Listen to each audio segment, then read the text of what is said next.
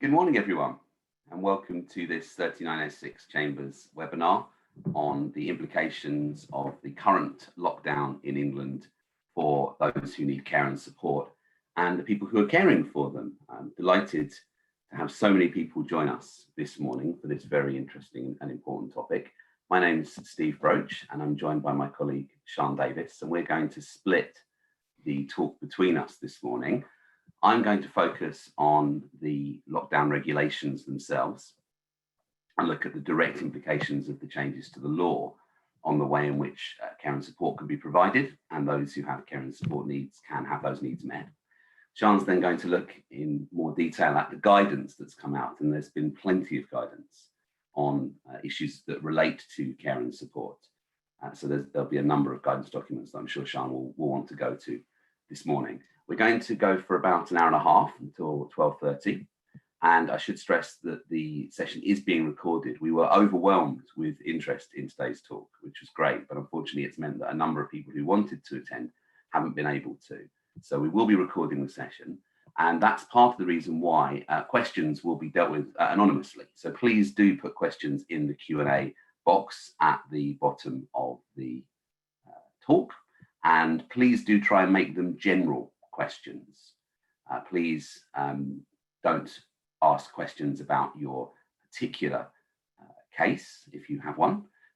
Please try and make them as general as you can so that they're of wide interest. And please also keep them short, because we're going to be trying to filter them as we go through, and we won't have time to read long questions and then answer them, of course. That's our main speaker request.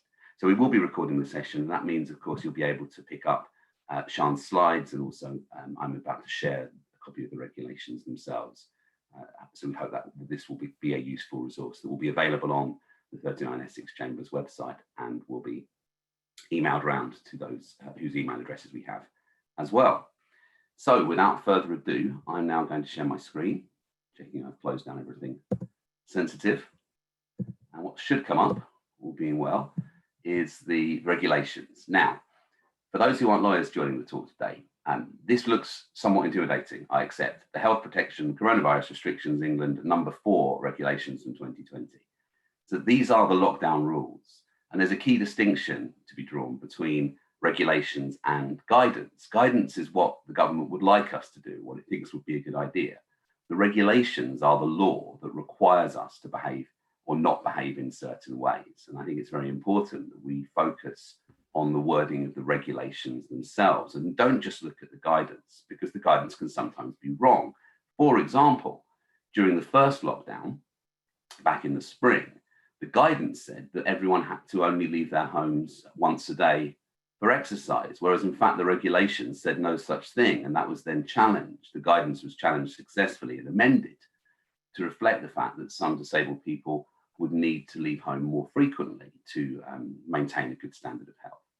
So that's why I say we should be starting and perhaps even ending with the regulations in terms of understanding what the legal requirements are. And you'll see as I scroll down that the regulations are in various parts.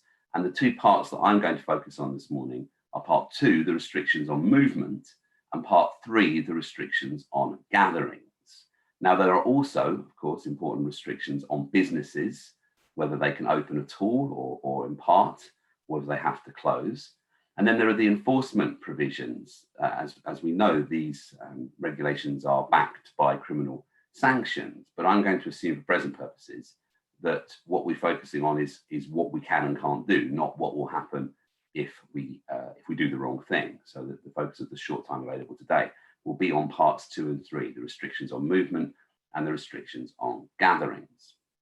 And so we start with regulation 5, which is the restriction on leaving home.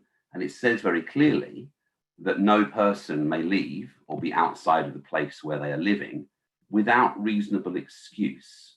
So that's the test that has to be applied, is do you have a reasonable excuse to leave your home? And you'll see then in 5.2 that for the purposes of 5.1, this prohibition on leaving the home, the circumstances in which you have a reasonable excuse include where one of the exceptions set out in Regulation 6 applies. There's no definition of what your home includes, and an exclusion of people who are homeless. But what's important here is that these exceptions in Regulation 6 are not a complete list of reasonable excuses. There could be other reasonable excuses for leaving the home. So on the question of leaving the home, you don't have to come within one of the exceptions in Regulation 6, although clearly, to avoid any doubt, to avoid any question of being challenged, or at least if you are challenged to have a clear reasonable excuse, it will be much better if you can come within one of the exceptions set out within Regulation 6. So let's have a look at those. These are the exceptions referred to in Regulation 5. And so the first, exception 1, is some specified purposes for which it is accepted to be necessary to leave the home. The test here is whether it's reasonably necessary. So you come with an exception 1 if it's reasonably necessary, which means that you have a broad degree of judgment there, for you to leave the home, to buy goods or obtain services from any of the businesses that are allowed to stay open for themselves or your household, vulnerable persons generally, or persons in the same household as a vulnerable person. So if you need to go to the shops, in essence, to go to banks, to take exercise. So this is important because, of course, this was controversial last time. So it's reasonably necessary for you to leave the home to take exercise. And of course, that means you can't excessively leave the home to take exercise. And if you've been out for your 17th jog that day, you may well struggle to defend the challenge that you have left the home unreasonably in that context. But if you're leaving it on a reasonable way, if you're taking a reasonable degree of exercise, you can leave the home, either alone or, importantly, with one or more members of your household or your linked household. Now, we'll need to come to what that means in a little while. Essentially, it means the support bubble, as people will know, or where one of them is a child, one of the people is a child under 13, a member of your linked childcare household, which is the childcare support bubble. Or all of us are allowed to leave the home for exercise in a public outdoor place with one other person who's not a member of your household or your support bubble. So that's a difference this time. We are allowed to be outside to exercise with another person. And paragraph 3 applies in determining whether a person is complying with the limits. Now, we'll come on to that in a moment. The same scheme works for being out of doors and out of your home to visit a public outdoor place. You'll see that it's exactly the same, I think, in terms of the, yes, I think it's exactly the same, in essence, as the exercise exemption. And then there are others, attending a place of worship and so on. But those are the two that I would say are likely to be particularly important for those with care and support needs. You can leave the home to take exercise or to visit an outdoor place, either alone, with your household, with a member of your support bubble, or with one other person who's not in your household or your support bubble. Skipping through those that aren't particularly related to care and support, we then have paragraph 3. This is very important and potentially controversial, I suggest. So for the purpose of determining whether a person is complying with the limits in terms of the number of people who can do these things, no account is to be taken of any person who's present as a carer for a person with a disability who needs continuous care. Now, that's obviously positive for those with care and support needs, because it means that they can add their carers to that package of people without them being taken into account. But there's this somewhat challenging, I'd suggest, phrase, continuous care. What does that mean? And why should it be that a person who perhaps doesn't need continuous care, but who may need care and support while they're out of doors, isn't able to benefit from that exception? And that may be something we need to discuss. Also, it then provides that in relation to these exceptions or certain exceptions, no accounts taken of a carer or children below the age of 5. But provided that, and this is the second problem, in either case, there are no more than 2 people present in the capacity of carer. So that's the second issue, I think, with what's is obviously intended to be a benefit for disabled people, elderly people, and their carers. What about if the person needs 3 carers? Because in that context, the third of those carers does count, or 4 or 5, and that's already come up in certain of my cases, and it's an issue that we're looking to address. So you can only discount 1 or 2 carers in this regard. Now, the other exceptions then very importantly for our purposes, include work. So exception 2 is that it's reasonably necessary for P, and P in this context is the person who wants to leave the home, to leave or be outside their home for the purposes of work or to provide voluntary or charitable services, where it is not reasonably possible for P to work to or provide those services from home. So it's not a blanket exception. Sometimes I think it's been misreported as being a blanket exception that anyone can leave the home for work purposes. That's not right. It has to be reasonably necessary for you to leave the home for work, and it has to be not reasonably possible for you to work at home. Now, in the care and support context, that may well be straightforward, but it is worth bearing in mind, I suggest. It's also possible to say that you're leaving the home because it's reasonably necessary for you to do so to access education or training. And that will include provision, for example, for disabled children and young people. You can also leave the home to provide care or assistance, and that's a general exception, including, importantly, relevant personal care. So it doesn't have to be relevant personal care, but that's one specified entitlement. You can leave the home in an emergency to provide emergency assistance to any person, to fulfill a legal obligation, to access critical public services, including social services and services provided by the Department for Work and Pensions, and importantly, again, for people in need of care and support, to access services provided by voluntary or charitable services, including food banks. So if a charity is continuing to provide a service during lockdown, and it's reasonably necessary for you to do so, you can leave the home in that regard. There's then the elite athletes exception. Medical need might be relevant, of course. So if it's reasonably necessary for you to leave the home to seek medical assistance, etc., you can do so. But also, very importantly for our purposes, to visit a person receiving treatment in a hospital or staying in a hospice or care home, or to accompany them to a medical appointment. And the person leaving home is either a member of their household, a close family member, or a friend. So distant family members presumably would have to say they were friends in order to qualify here. So it's very clear that as a matter of law, we can leave the home to visit people who are in hospitals, hospices, or care homes. Whether that hospital, hospice, or care home will admit visitors is another question, and perhaps one that Sian is going to be better placed to answer looking at the guidance.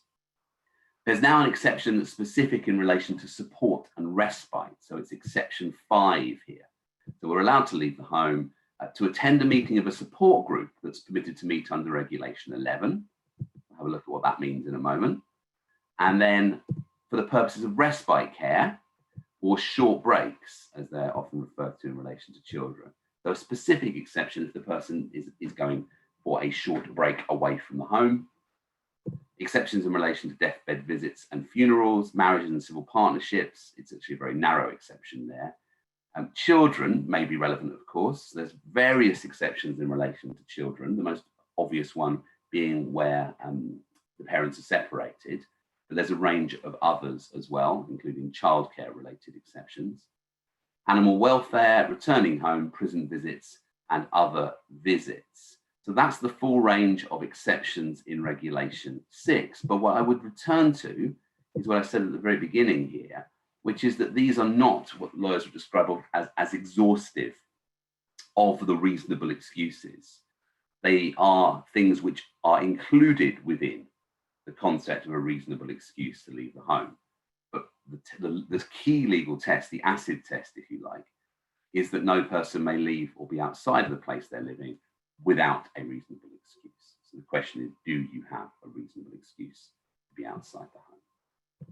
So that's the first part of the implications of lockdown for care and support. The second then is these restrictions on gathering. And you'll see here that the regulations cover 3 different types of concern in relation to gathering: participation in indoor gatherings, participation in outdoor gatherings, and organising or facilitating what's described as a relevant gathering, which is a large gathering. So we start with some general interpretation in Regulation 7.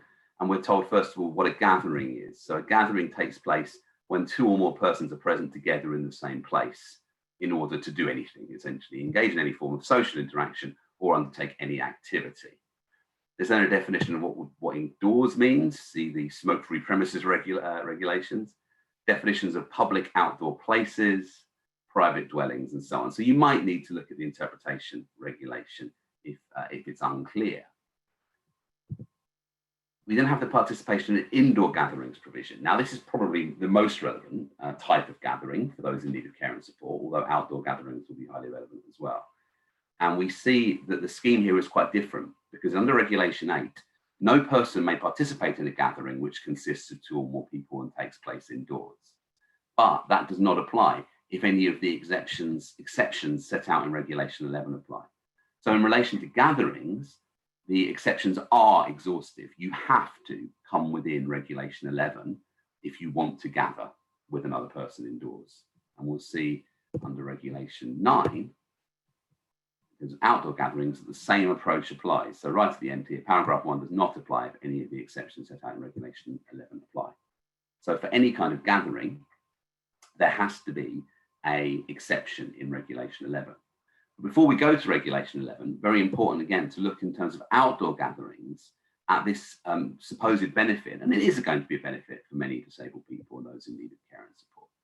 But when you're determining whether there is in fact a gathering of 2 or more people, no account is taken of any person who's present in the gathering as a carer for a disabled person who needs continuous care, providing there's no more than 2 people present in that capacity, or a child below the age of 5. So again, carers are permitted to attend to support a disabled person, for example, to meet up with a friend, as long as that person needs continuous care and there's no more than 2 of them, both of which may cause an issue in particular cases, unfortunately.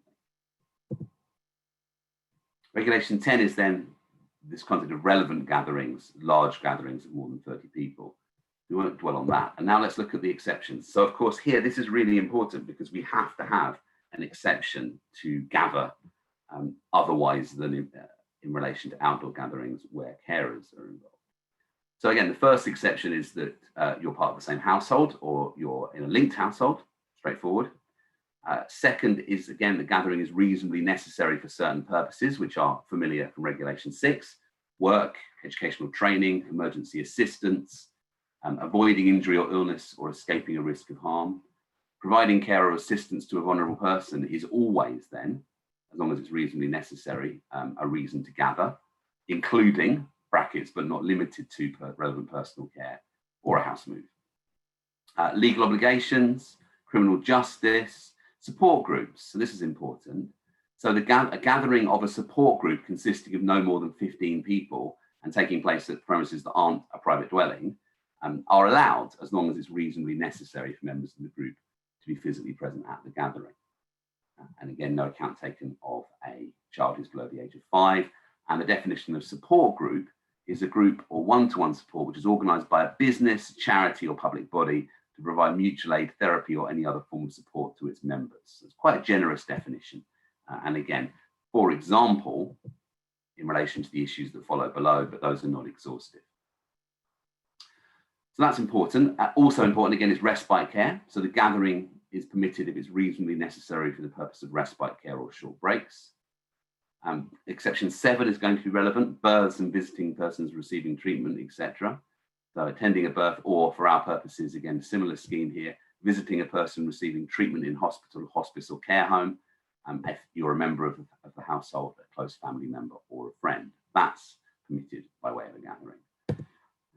The marriage exception, very limited one, as I've said, visiting a dying person, funerals and related events, elite sports, again, a similar set of exceptions in relation to children, and then some other specific exceptions, Remembrance Sunday and Armistice Day. But of course, here, we don't just say, or anything else. Here, you have to come within one of these specific exceptions.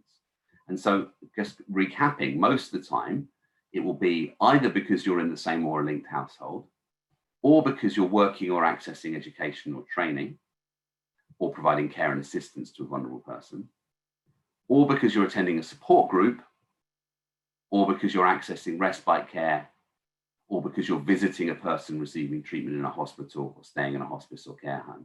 And note here, of course, there's no limit on the number of visitors, on who can be a visitor, as long as you're a close family member or a friend.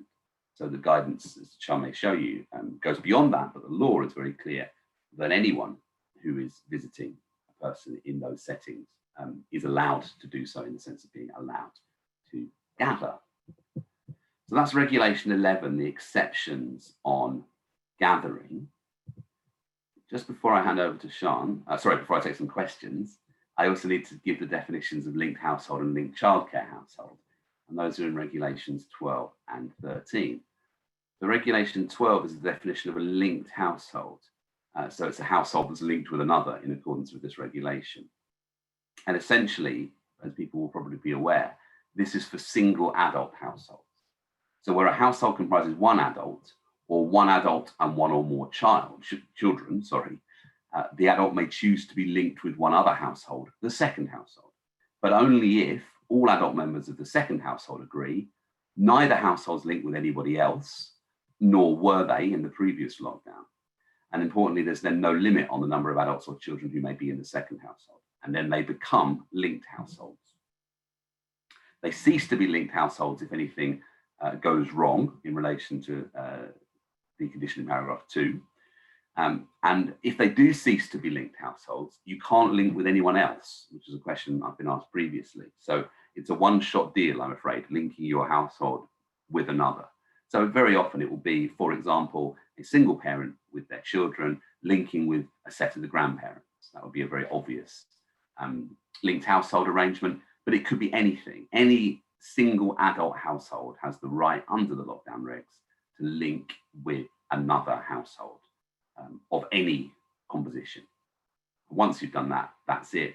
You can't do it again. Linked childcare households are then essentially a species of linked household. So it's a household that's linked with another for the purposes of informal childcare. So where the household includes at least one child aged 13 or under, the first household, that household may link with another household for the purpose of the second household providing informal childcare for the child. If neither household is linked with any other household in accordance with this regulation and all the adult members of both households agree. And so the first and second households become linked childcare households in relation to each other. So you can provide childcare across the two households. They cease to be linked childcare households when there isn't a child aged 13 or under in them. And if you do cease to be linked, again, you can't relink with anybody else. So it's a very narrow, again, exception. Those two key definitions are familiar, I think, now to many people, but perhaps you won't have seen the technicalities before or where to find them. So before I look at the questions, I think Sian's going to helpfully go through some of them that have been coming in and perhaps some that have come in advance and put me on the spot with them. Just a reminder of the structure of the regulations and where to find the things you'll need. So when you're looking to understand whether you're allowed to leave the home, the exceptions are in regulation 6, but bear in mind that these are not exhaustive. You could have another reasonable excuse. When you're looking to whether you can gather indoors or outdoors, the exceptions are in regulation 11, and these are exhaustive. You have to be within one of these and be confident that you're within one of these, otherwise you're potentially committing an offence. And if you need to know about linked households or linked childcare households, they're in regulations 12 and 13, as I've just shown you. So I hope that was a helpful whistle-stop tour through the new lockdown regulation scheme. Of course, at present, these only remain in force, I think, until the 4th of December. But there is, of course, the potential for this to be extended. So it may be of relevance beyond that, but it's certainly of relevance for roughly the next month in terms of what people in England can and cannot do by way of leaving their home and gathering. Sian, I think I hand over to you now to for some questions. Yes, as you'd expect, we've got a lot of questions, okay. And I'm going to apologise to those whose questions we don't get to, but I've picked out some of the ones that I think are the toughest ones for you, Steve. Oh, thanks, great. So the first one, which I thought was a good question, is about the meaning of continuous care. Yes. And I suspect this is one that may be the subject of some judicial consideration in due course. But do you have any views on that? Well, I think it's a really problematic phrase, frankly. I haven't had a chance yet to plough through all the different welfare benefits regulations to see if it's a phrase that's used in any of the benefits. But if it doesn't, even if it is, it doesn't automatically take its meaning from a different statutory context anyway. So it's care which is continuous, isn't it? That's all we know. Does that mean continuous throughout the outing? Does that mean that their person literally needs to be cared for every single second of the day? Does it mean that, broadly speaking, they have an ongoing need for care? I think you're absolutely right, Sian. Until a judge considers it, we simply won't know the answer to that. I'm afraid, if I had to guess, and I probably do, so I'm answering the question, I think it means someone who has a very high level of care needs all the time, that continually needs care. I don't think it's restricted just to the period of the outing. And I think that on its natural reading, it does mean an ongoing need for care. So care needs all the time, not literally every second of the day, but continuously. But care can also include supervision, can't it? So there might be some scope there. I think that's right. But of course, the difficulty with all this is that you're dealing with a situation where if you get it wrong, there's criminal sanctions. Now, we know that in reality, I saw the coverage today saying the police have been told not to take a punitive approach, but you can never be sure that yours won't be the exceptional case where someone does. And I think people are entitled to have a good degree of clarity about what they are and are not allowed to do, and whether they're going to break the law. I mean, I think there's also, having said all that, it's also important to take a purposive approach to this. And clearly the purpose is to benefit disabled people. This has been put in as an attempt to make it more possible for people with significant levels of need to access the community during lockdown. So on a purposive approach, I hope a generous interpretation will be taken, but I don't think we can give any guarantees, can we? And one of the features of lockdown has, of course, been a great deal of confusion about the nature of the offences, the nature of the restrictions. I think on one analysis, all of the lockdown offences were unlawful, weren't they? Because they'd all been charged under the wrong regulations. The Welsh ones have been charged in England and against the English regs and vice versa. So it's difficult for lawyers sitting in our rooms to say, oh, it definitely means this, until a judge tells us that, I would say. So I'm sorry, that's not a very helpful answer. Clearly, the more significant the needs of the person are, then the more likely they are to be treated as continuous. And I do think it's right, as Sian says, that care includes supervision. So it doesn't mean that someone literally needs personal care 24/7. That would be absurd, wouldn't it? So just another perhaps related question. If somebody is actually receiving 24/7 care, or is in a placement providing such care, is it essential for somebody else to leave their home to go and provide care to that person? Does that fall within the definition of essential care? Well, that's a really good question. I don't think it does, no. But bear in mind, so if we think about in the context of the leaving home exceptions in Regulation 6, first of all, you've got a number. You could, for example, be buying goods or obtaining services for that person. That could be a reason to go and see them. You could be visiting them, as we've said, with the specific visiting exception, to visit a person receiving treatment in a hospital, hospice, or care home. And you'd imagine most people who are getting 24/7 care would be in one of those registered settings as opposed to in their own home in a supported living arrangement, because that clearly doesn't fall within this exception. You could be taking them to a support group or respite care. But again, I would stress that you don't need to prove one of these exceptions in order to justify why you're not at home. So it's not quite as critical here as it is when we get to Regulation 11. And just on the narrow point about the specific test here, the question is it reasonably necessary for you to go there to provide care or assistance?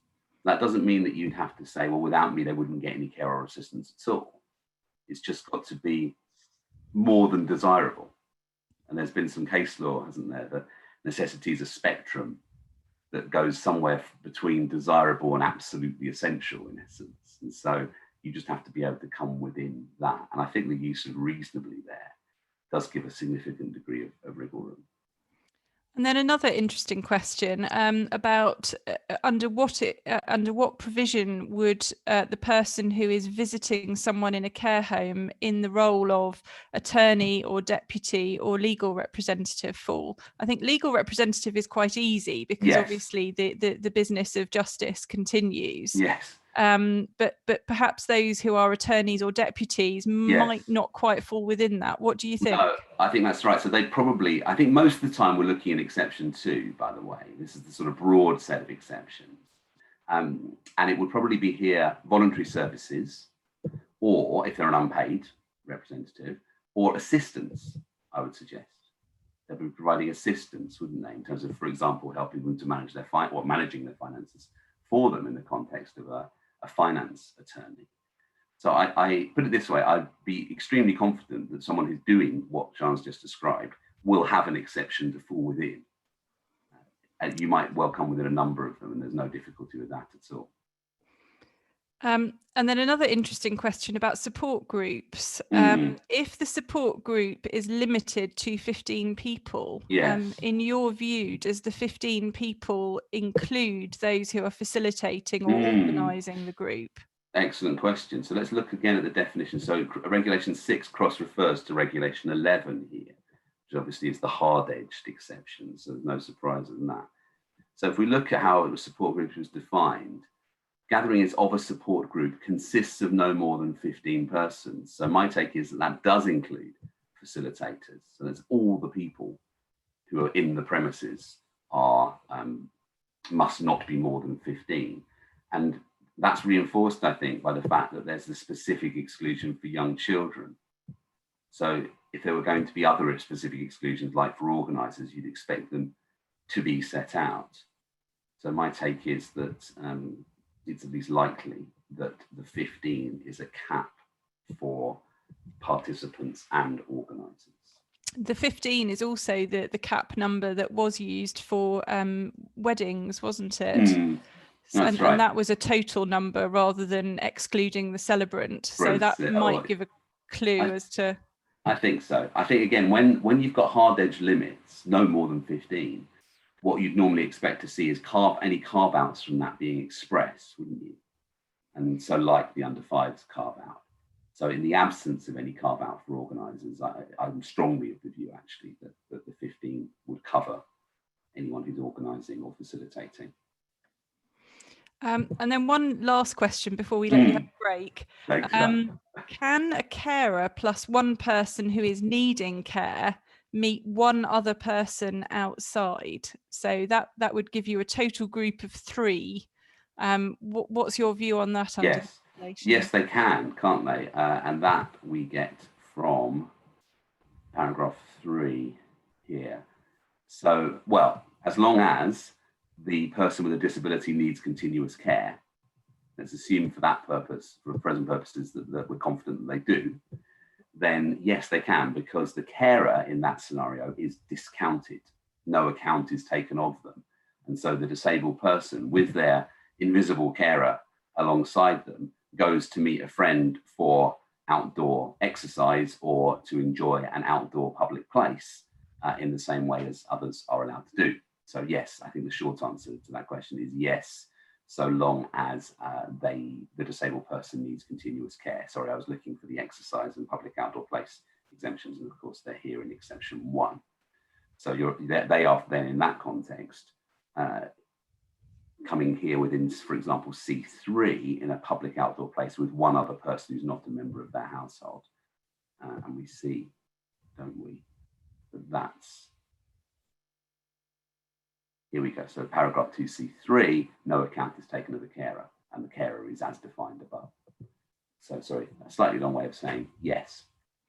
So the key point there seems to be that the cared for person has a need for continuous care, which takes us back to the first question about what is the meaning of continuous care. What does that mean? I mean, I think that's really unfortunate. I applaud the fact that on this occasion, the government has clearly thought about the needs of disabled people and their carers to some extent, and has put in a significant exception for them.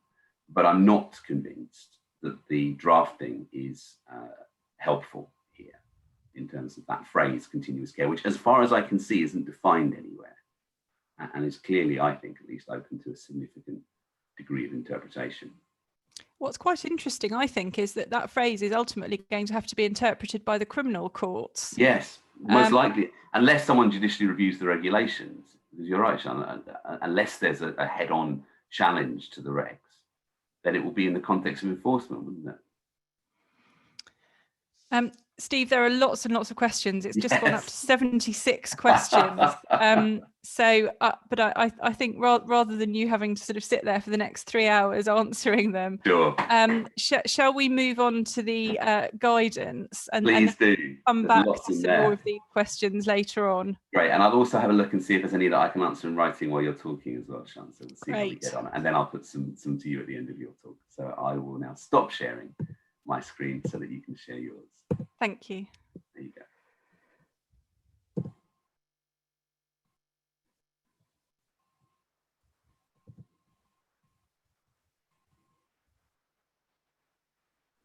Hopefully everyone can now see the slideshow. We can, thank you, Sian. Great, okay.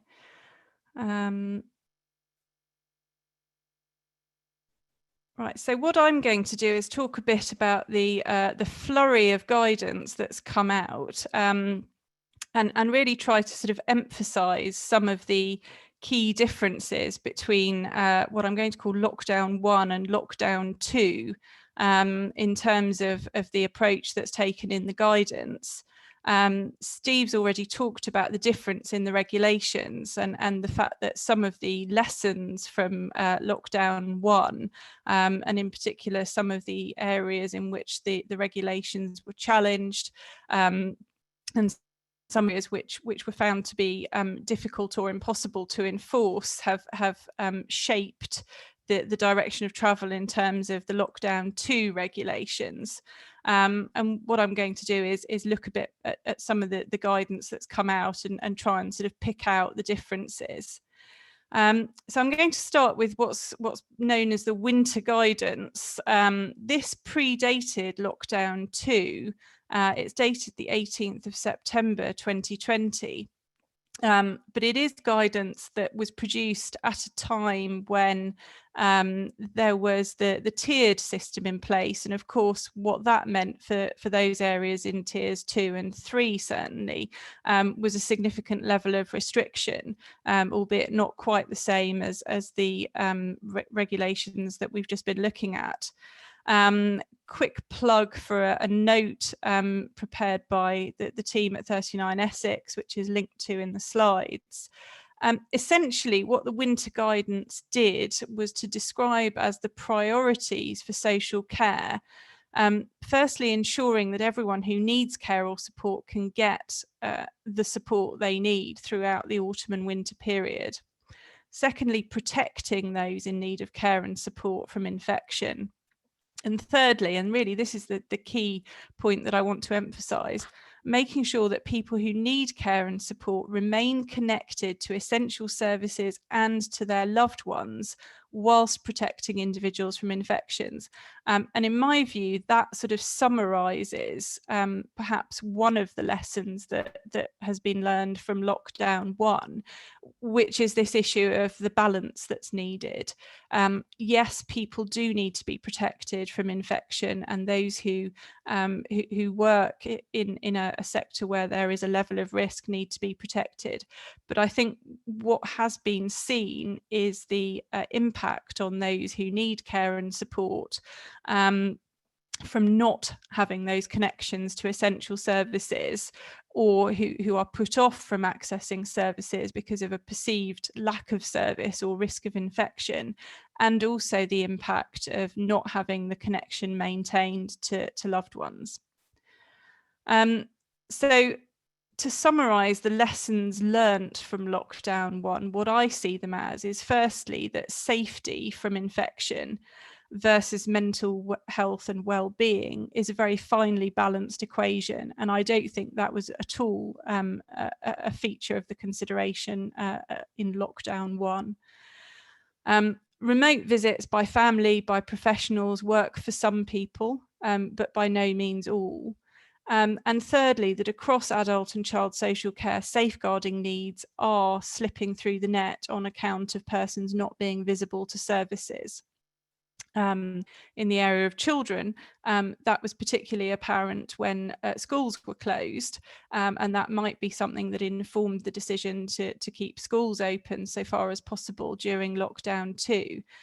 Adult social care is much more difficult to maintain that level of visibility, and so it's services like visits from social workers, day centres, etc., that keep the vulnerable visible to statutory support services.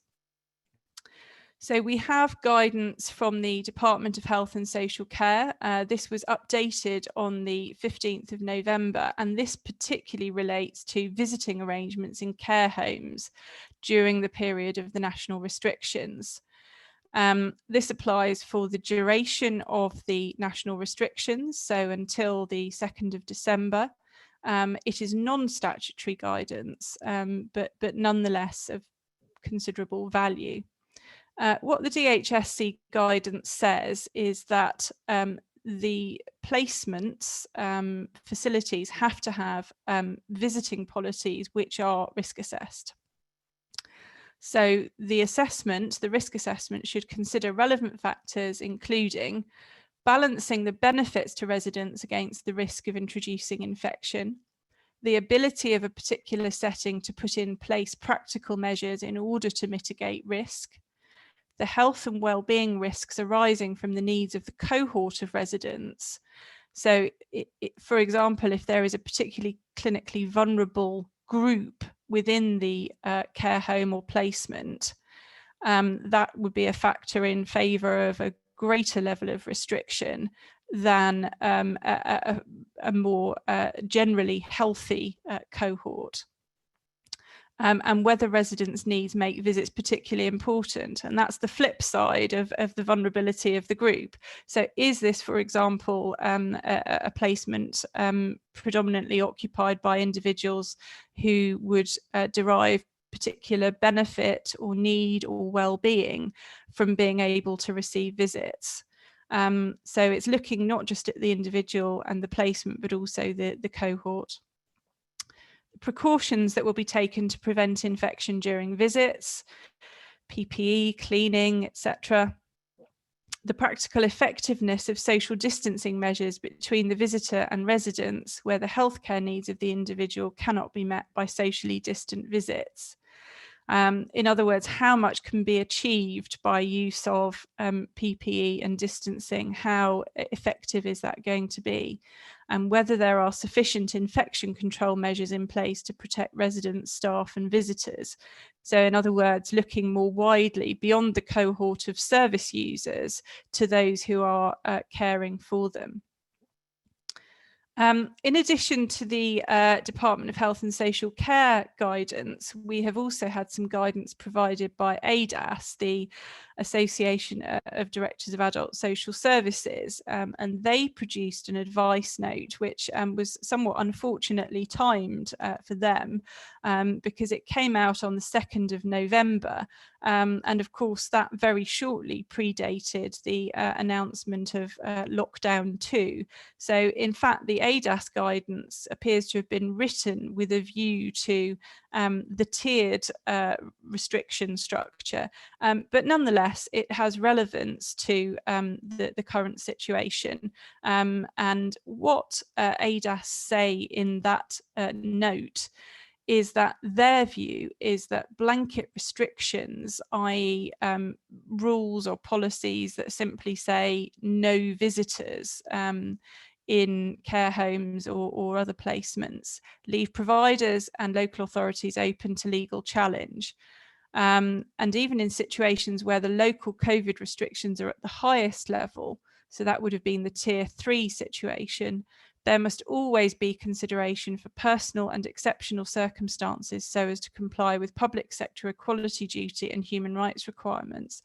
So in other words, what ADASS are saying is largely in line with the theme that I've been discussing, which is that just having a blanket restriction is probably the safest step that one can take in terms of preventing infection, but it's also the most detrimental step that could be taken in terms of mental well-being and the protection of people's Article 8 rights to family and private life. And so the ADASS guidance is saying that a balance has to be struck. It goes on to say that local authorities and providers must consider balancing the risk of harm and distress to residents and their families through not having visits with the risk of harm and to residents, visitors and staff through infection.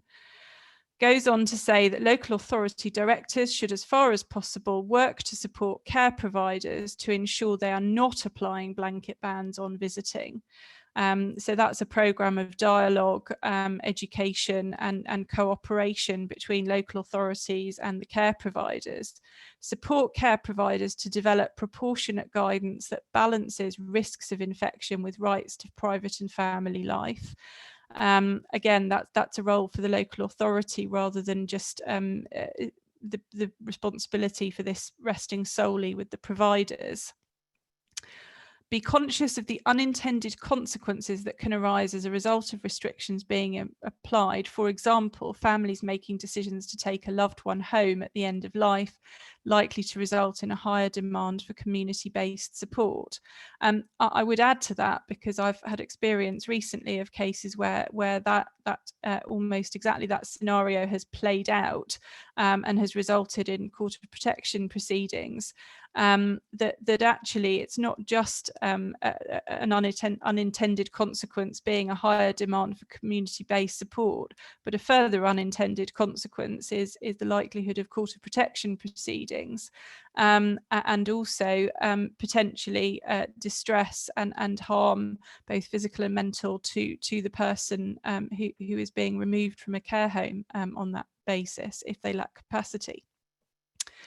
Support providers to ensure that visiting policies use a dynamic risk assessment process which takes into account people's personal circumstances, as well as the vulnerability of residents and the home's actual environment.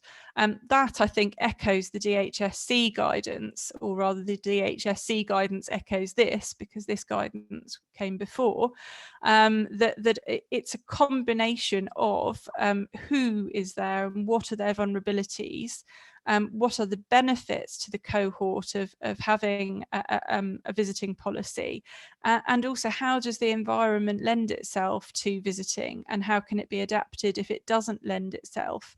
I'm aware of placements offering a particular room which is booked in time slots for families to visit, and which is obviously cleaned in between visits.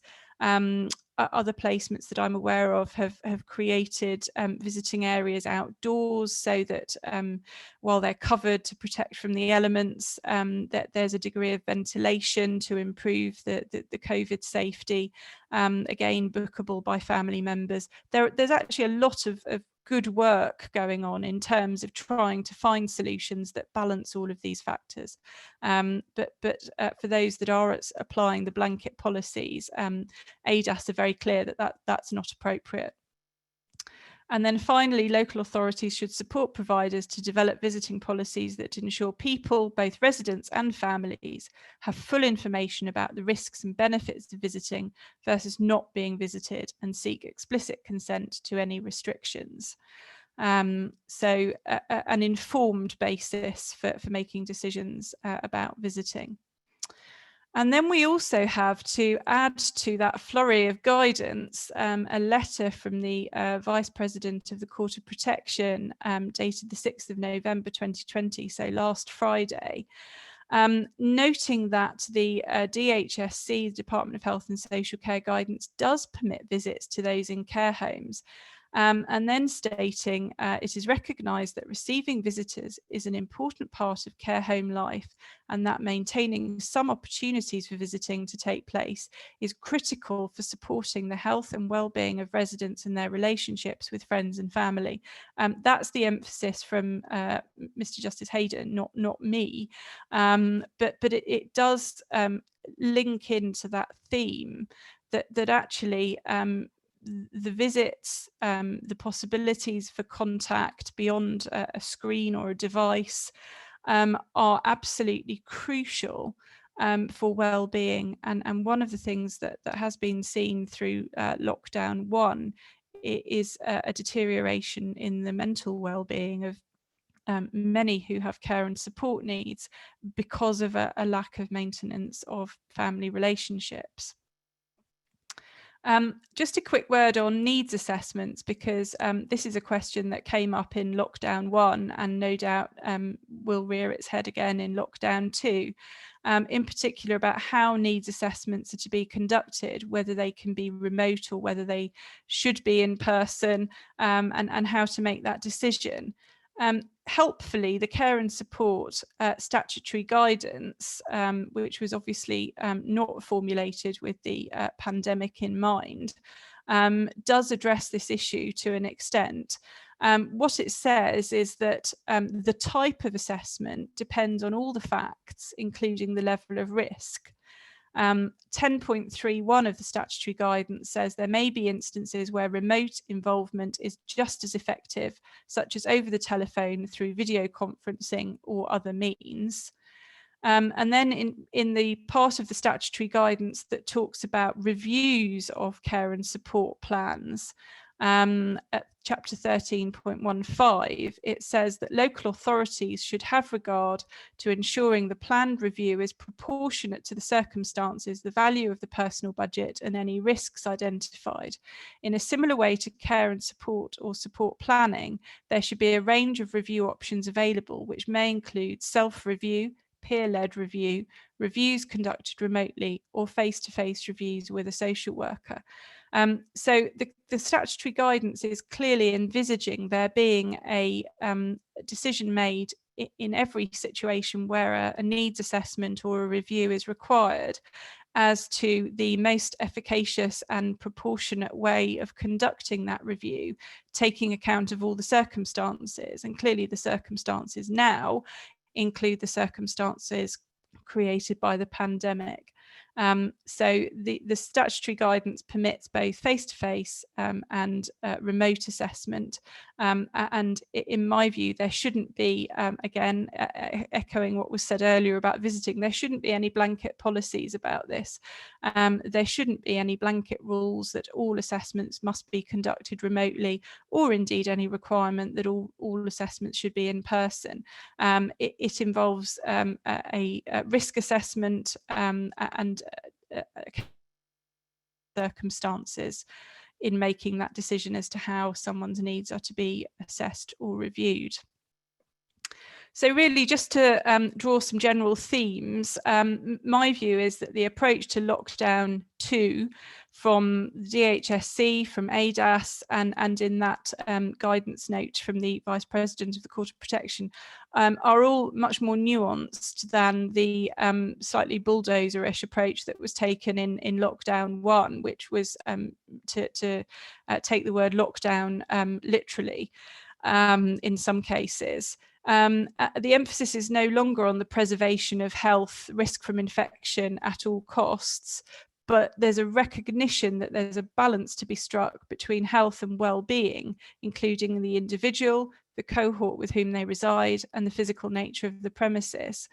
And there are some interesting questions about how this could be enforced, because one of the possible mechanisms is that local authorities might expect arrangements for visiting to be the subject of conditions that they impose on standard authorisations granted under the DOLS provisions of the Mental Capacity Act in relation to those lacking capacity.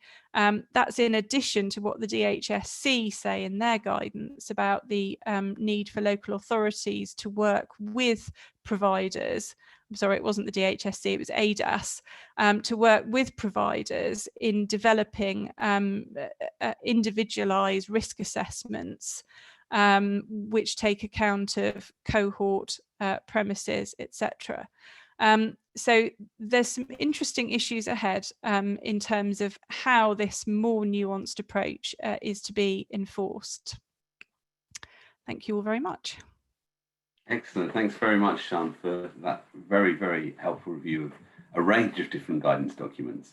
A lot of my questions are going to start with the phrase, but what about? So the first of my but what abouts for you, Sian, is supported living. And a number of people have asked, well, can we just treat supported living like care homes? And I've been battering away answering those questions in writing, but I've seen there's so many of them, I'm actually going to ask it to you if that's okay. So can we just assume that if someone's in a supported living arrangement, it's the same as care homes? Not necessarily, I think would be my answer to that. And I think I'm going to answer it in that sort of infuriatingly lawyerly way and say it depends on all the circumstances. Yeah. Supported living placements, they are regulated by the CQC. They're treated in the same way as care homes for the purposes of being specified accommodation for the purposes of ordinary residence. So they do have a lot in common with care homes, but also that there are many differences. And supported living placements, for example, can include people having their own front door, their own tenancy of a self-contained flat. And I think to say that supported living placements should be treated in the same way as care homes somewhat overlooks the many different types of supported living placement and the different physical characteristics of a supported living placement, as well as perhaps the different needs or the different size of placement. So I'm afraid I'm not going to answer that. I'm just going to say, no, I don't think you can just treat them as if they were care homes.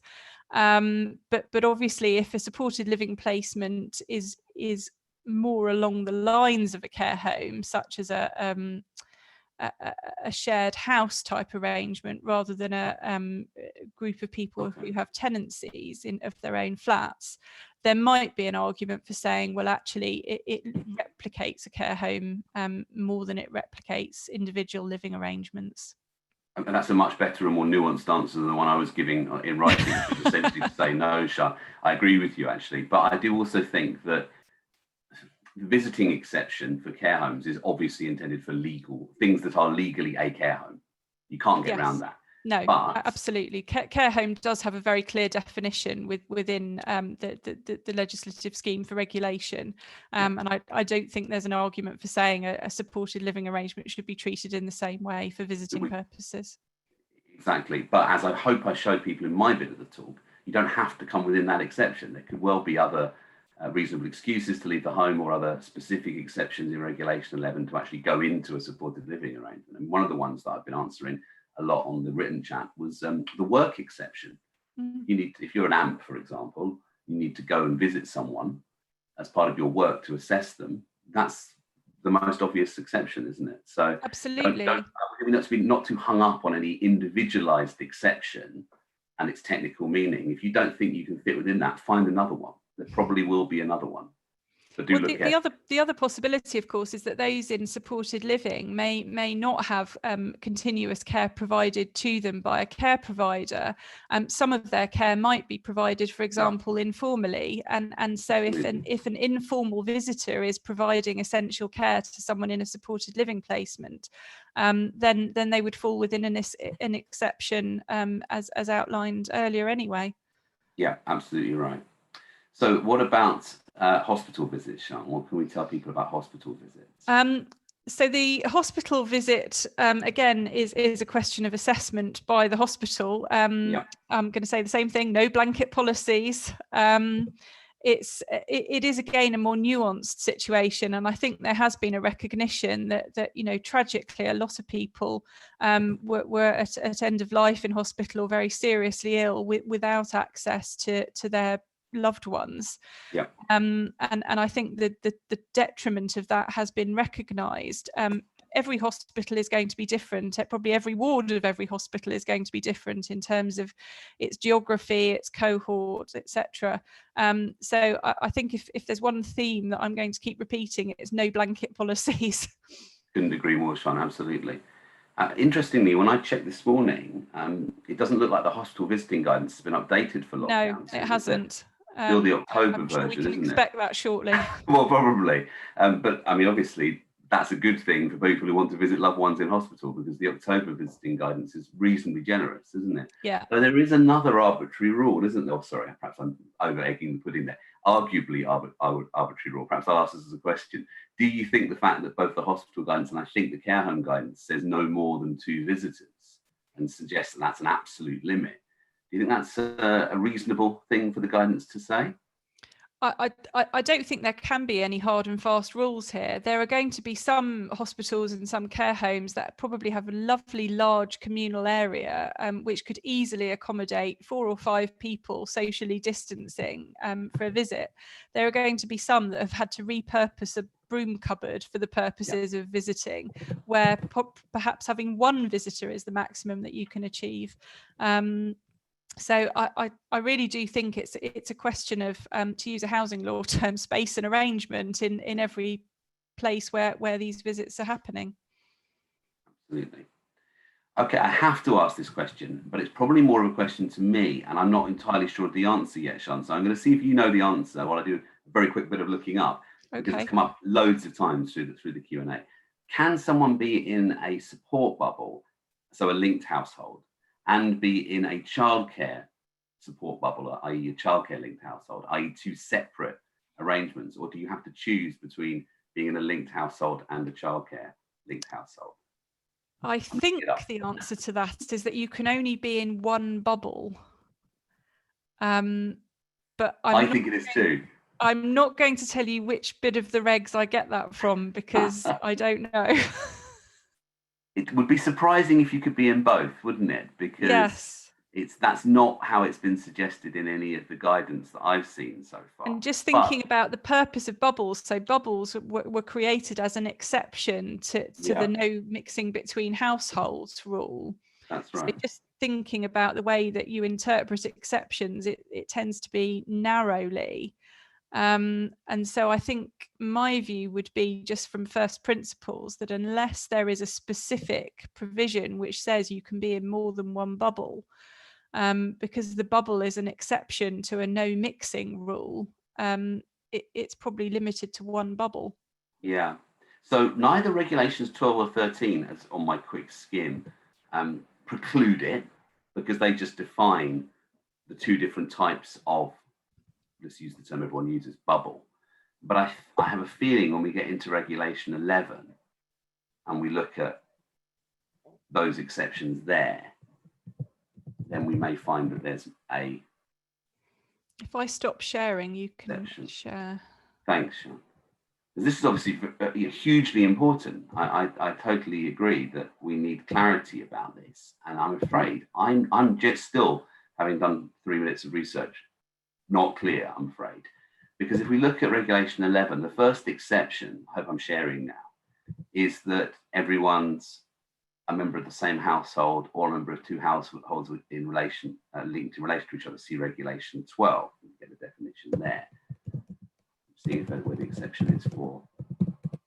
And so there's the exception for childcare linked households, which is a different exception, exception 13. So it doesn't seem at the moment like you're expressly forbidden from being in a linked household and a childcare linked household. Although I agree, Sian, that you'd expect you would be, based on the purpose of all of this and what's been said publicly. So perhaps what I can do is ask you another question, Sian, and keep digging around and see if I can find anything else of any use on this. It may just be one of those things that, unfortunately, at the moment, it's an interesting question. We can't really answer, and it's not surprising, perhaps, to be fair to the drafters. These regulations are incredibly detailed. They're incredibly ornate, almost. They've learned a lot, as Sian was saying, from lockdown 1, haven't they? But it may be that some of it still isn't quite nailed on, because they're having to do it at an incredibly short notice. I mean, what we were told, weren't we, was that they decided to go into lockdown, I think, on the Friday night, and the regs came out on the Tuesday. So that's an incredibly swift bit of drafting by those responsible. From a slightly geeky point of view, I'd be quite interested to see what further nuances would emerge if there were a lockdown 3. But on a personal level, I really hope we don't get that. So we're not Certainly someone on the Q&A thinks that they're separate, so thank you for that contribution. I won't say the name for GDPR purposes, but thank you for that contribution. Now, another interesting definitions question. We've seen various exceptions for children and children under 5 or children under 13.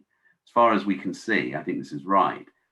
Unlike in other statutory schemes, there's no benefit for disabled children up to 18, for example. So we know, for example, under the Childcare Act, there are specific obligations that go higher in terms of age range for disabled children. I don't think there's anything here on that, Sian, is there? There's nothing. No, there isn't. And that does seem to be an omission, because you've got provisions, as you say, relating to children under 5 who are disregarded for certain purposes. You've got the childcare provisions relating to children under 13, but nothing that addresses the situation of a child between 13 and 18 who may well require care, notwithstanding the fact that they're over 13. And that seems to be potentially something that conflicts with the Equalities Act. It does, doesn't it? That may well be another one that is the subject of some judicial consideration at some point.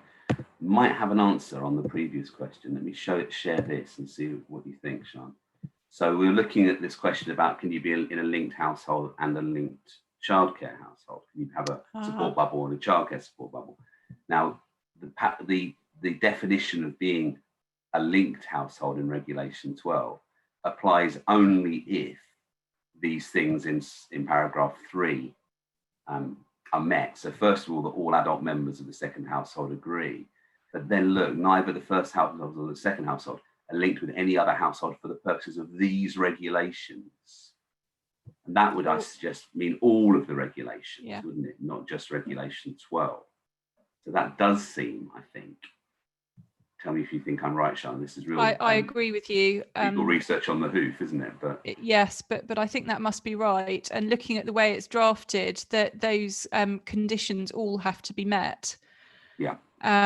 So it is a provision that says that the household doesn't have any link with any other for the purposes of these regs or any other regs made under the 84 Act. So it's fairly wide encompassing in terms of the linked household. Yeah.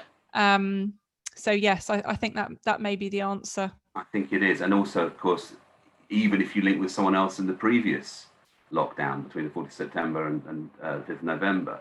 So that's not the lockdown period, that's the preceding tiers period, isn't it? You're out as well.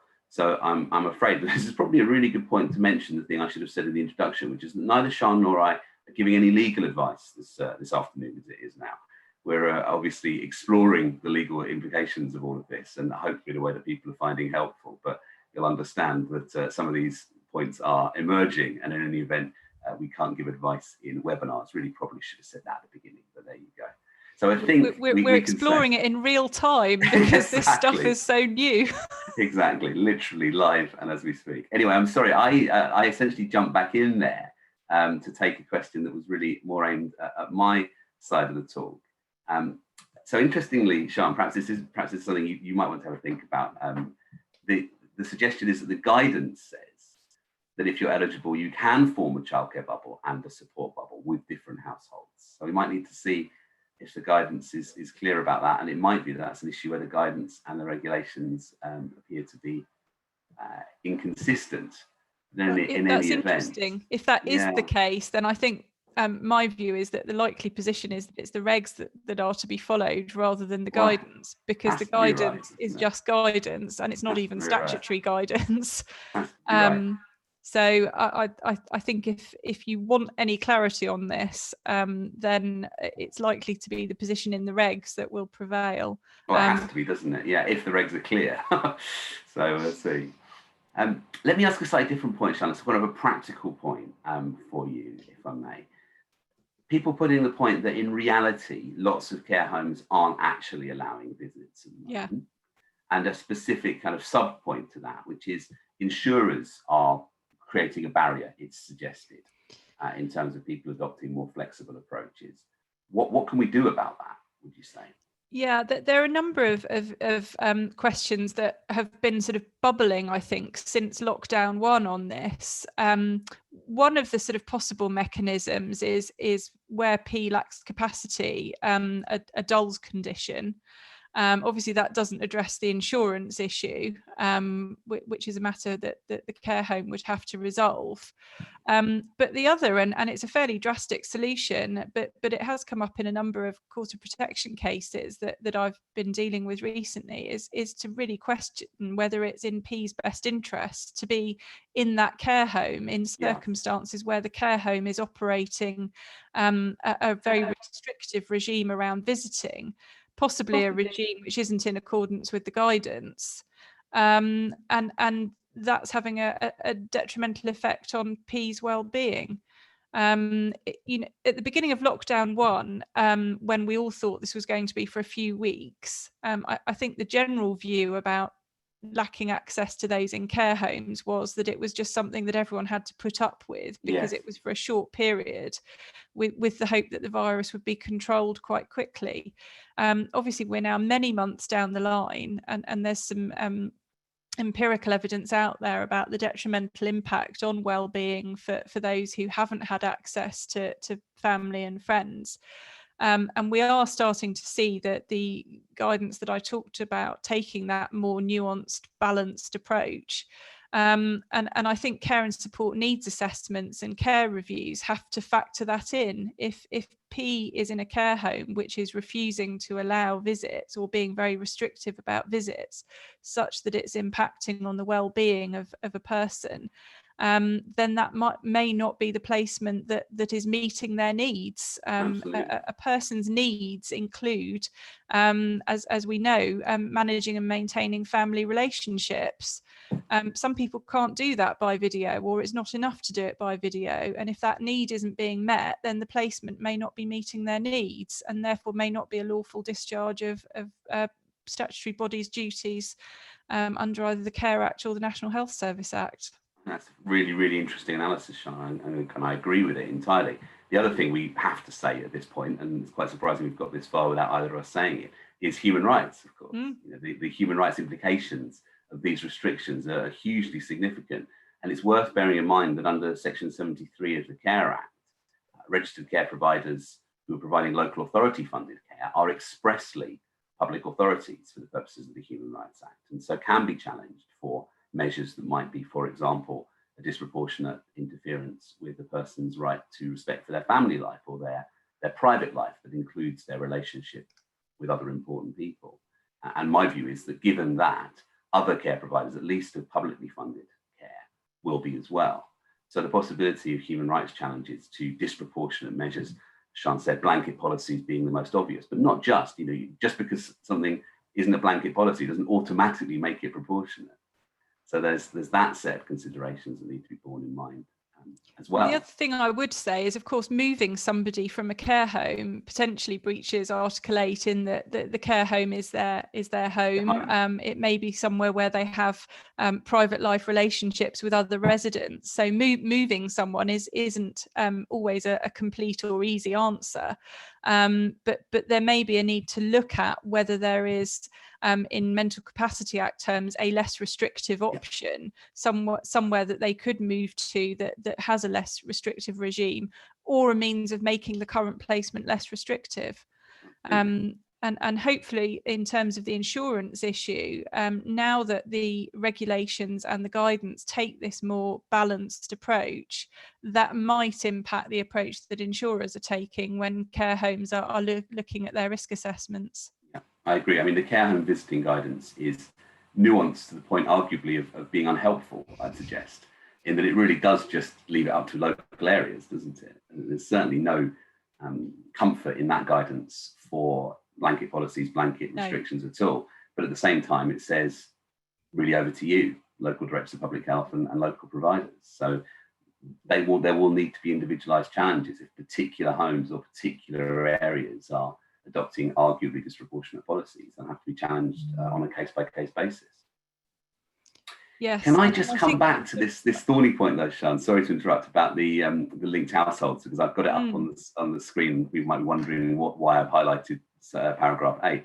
This really is rock and roll lawyering, because not only are we trying to work it out on the hoof, but I'm also getting WhatsApp messages, thank you for that, and comments on the chat as well, the Q&A, pointing out that actually the restriction we were looking at before doesn't apply to Regulation 13. So linked childcare households are carved out as being a separate group, and linked households are allowed to link even if they are in a linked childcare household arrangement. So it looks like the guidance is right, in fact, and you can be in both a linked household and a different linked childcare household. That seems to be the latest state of play, Sian. Do you agree? And so how does that, if that's the position, how does that impact on any linking arrangements that someone had in a previous iteration of the lockdown? Yeah, that's a tricky one, isn't it? Because the references in paragraph 3 to neither household being linked with any other household don't include being linked with another household only for the purpose of informal childcare in accordance with Regulation 13, or any other regulations, which I think must include any other previous regulations.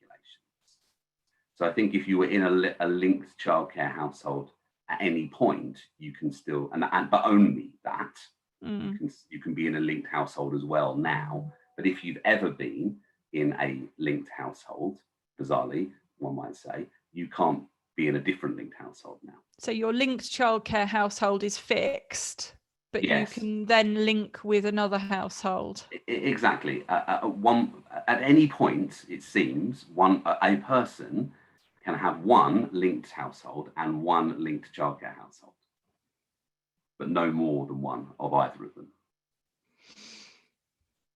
Do you think we're there? I think that must be right. Looking at it, yes. I'm not going to sign off an advice to that effect. Neither am I. But that seems. Thank you for the what's the word I'm looking for? Collaborative legal advice, crowdsourced legal advice. Absolutely. We're trying to, Sian and I are in the process of, but have not actually worked out. It's a new form of entertainment. Well, exactly. Yes, that's where we are. That's where we're up to in lockdown too. Sian, can I ask you another what about question? Unless there was anything else you wanted to say about care homes, because I interrupted you. What about people who have PAs, personal assistants? Do you think there's anything specific about that kind of arrangement that people need to take? Well, the only thing to emphasise, and I think it was something that actually hasn't changed from the previous lockdown, but was misunderstood at the time.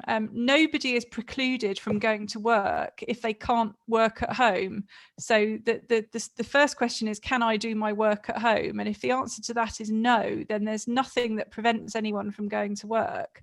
And I know that certainly in my experience, there were cases of PAs, for example, saying, oh, no, I can't come to work. They absolutely can. But of course, there is a duty as an employer of a PA to risk assess and to risk manage as much as possible, and to try and provide what's called a COVID secure environment as much as possible. But there isn't any restriction on a PA carrying out their role. I think that has to be right, doesn't it? And other than that, it's everything else is the same. All other things are equal. So the PA clearly can use the work exceptions. The cared for person will need their own exceptions to be able to, for example, leave their home, or indeed also to gather, won't they? So that there's a slight concern I have here about, it's quite straightforward actually for the professionals. They're just working and it's reasonably necessary. But then the person who's receiving the service also has to have an exception in order to not be breaking the law in terms of gatherings, don't they? So that will come back, I presume, to the care and support exception often, won't it? Yes. And also, just as a reminder, there is that provision which allows more than two people to be in a gathering if one of them is providing care to one of the others who are present. So that would allow for the situation where the PA, for example, accompanies the cared for person to a park to take exercise together with one other person. Yeah, absolutely. And a couple of follow-ups to points you've made already, if I can. Were you suggesting that supervisory bodies could put a condition that the managing authority have to allow a family member to visit? In theory, they can, yes. Yes. Yes, I think that's right. I mean, I haven't actually seen it done yet, but it seems to me that if it's in P's best interests and it's not happening, then I wouldn't say that the first port of call should be a condition, but if negotiation and dialogue don't work, then potentially that could be imposed as a condition.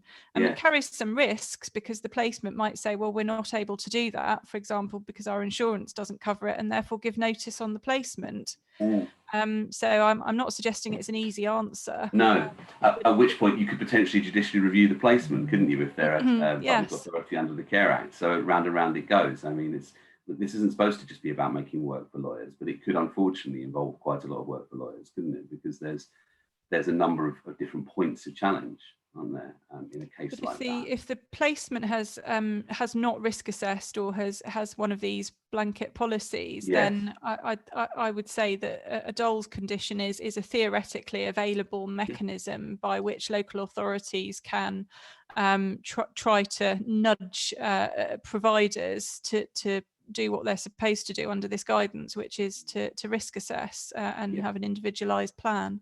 Absolutely. Obviously, the local authority should also be doing what the DHSC and ADASS say they should do, which is to work collaboratively with the providers, so that the providers are supported in assessing their own situation. Absolutely. So how about this one then? So a whole county seems to have a blanket ban on visiting. And when questioned, they say they're adhering to Public Health England guidance. And therefore, the point's made by the questioner that actually moving to an alternative care home isn't really going to work, because they're all going to be operating the same policy. What would we do in that situation? Well, if it is a county-wide policy that visits are not permitted to those in care homes, then I would say that there is a question about whether that's lawful. I agree. And the challenge then would probably be to the county, to the local authority, wouldn't it? And judicial the care homes standard would presumably be carrying out the county policy, and will not have done their own risk assessments, etc. So I would say that it has all the hallmarks of being the sort of blanket policy that can't possibly be compliant with human rights obligations, Equality Act obligations, or indeed Care and Support Act obligations. Or really just straightforward common law, right? It's not rational, is it? Agreed. So in that, the short answer to that might be get legal advice, I'm afraid. Is there any specific guidance on residents in care homes accessing the communities? So we know there's visiting guidance. What about the other way around, people who live in care homes and want to go out? Not that I've seen. No, is the short answer to that. Is the reason for that just because it's obvious that they can? I mean, unless there's a legal impediment for people doing so.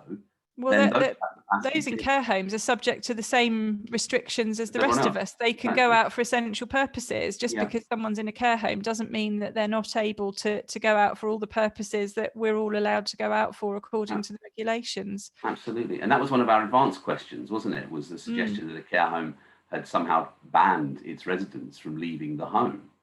And you're thinking, well, on what legal basis do they think they're doing that? I mean, that's often when I'm asked questions like that, my immediate reaction is I can't understand why they think they can do that. It's not so much a question of why they can't do it, but how do they think they're able to stop people from leaving? Certainly those who have capacity. Certainly if someone's got capacity, it would. I can't see any basis on which they could be stopped. If a person lacks capacity, then it's a best interest decision. And I know in lockdown 1 that there were some interesting questions around those lacking capacity wanting to leave placements, but not having the capacity to understand or to make decisions relating to social distancing. And so that might be a sort of an aspect that feeds into a best interest decision around someone leaving the care home, although the obvious thing that springs to mind is that it could be addressed by support and supervision rather than by preventing them from leaving. And under the Mental Capacity Act, obviously, we're always looking for the least restrictive option. So I can't see any basis for any, again, blanket rule that says those in care homes can't leave. There needs to be consideration on a best interest basis of the community access of anyone who doesn't have capacity to make that decision for themselves. I mean, that has to be right, doesn't it? And also, I think to emphasise it, in lockdown 2, the regulations specifically have an unlimited entitlement to leave the home when reasonably necessary for outdoor exercise, and to visit outdoor public places. So quite rightly, the government has recognised, one assumes that some people can't exercise in the traditional, way of jogging around the park. You're allowed to just go outside and be in a park or a public garden, because that itself has health benefits, and you're allowed to do that whenever is reasonably necessary.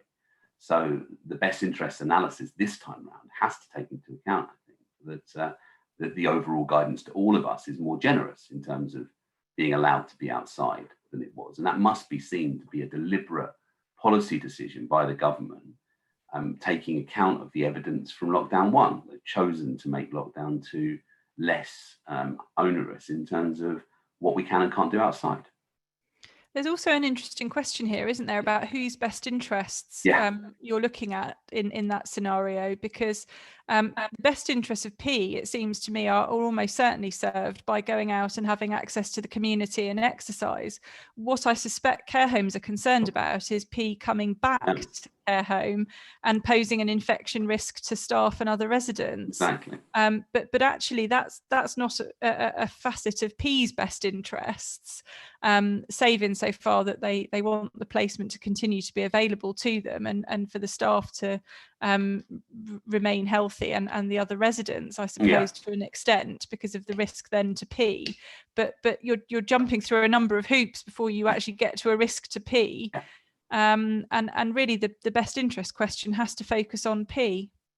Well, it does, doesn't it? But then there's two thoughts on that. First of all, P can be assumed to have some degree of altruistic desire, I think, not to infect everyone else.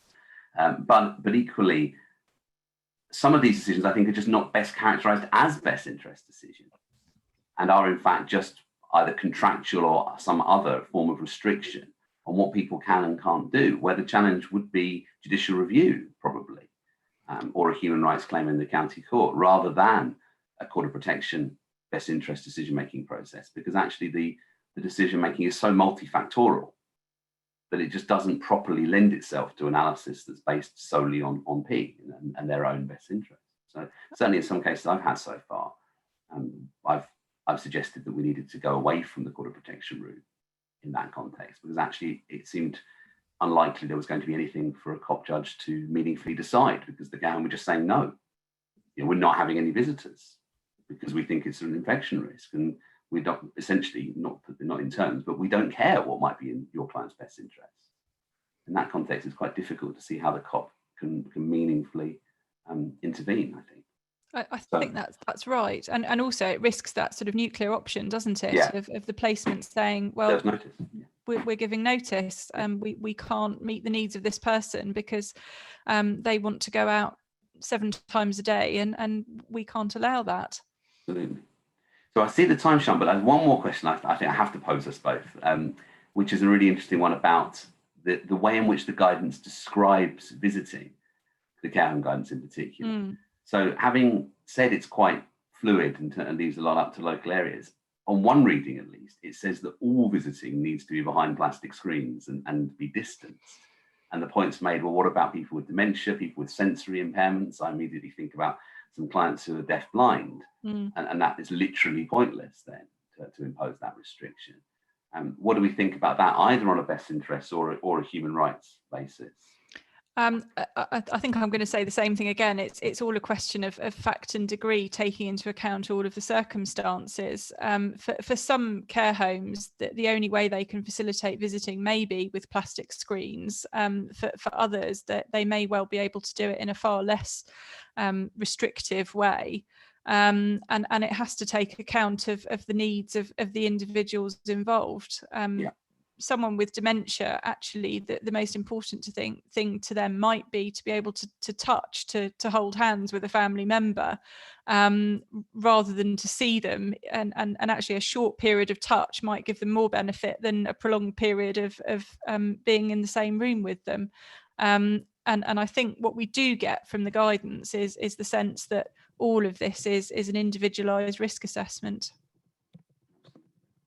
Was there anything else you wanted to pick up, Sian, from any of the Q&A points? No, I think I've covered it all. Thank you. There's some really good questions coming through. There are, and I'm really sorry that we've stored 106 open questions and haven't been able to answer all of them. I mean, I do stress again that this, more than any other area probably at the moment, is going to be fact sensitive. And I hope the main theme that Sian and my talks has come across, which is the need for careful and individualized risk assessment and decision making, and to move away from blanket rules unless those rules are set out in the legislation, i.e. the regulations that I went to at the start of the talk.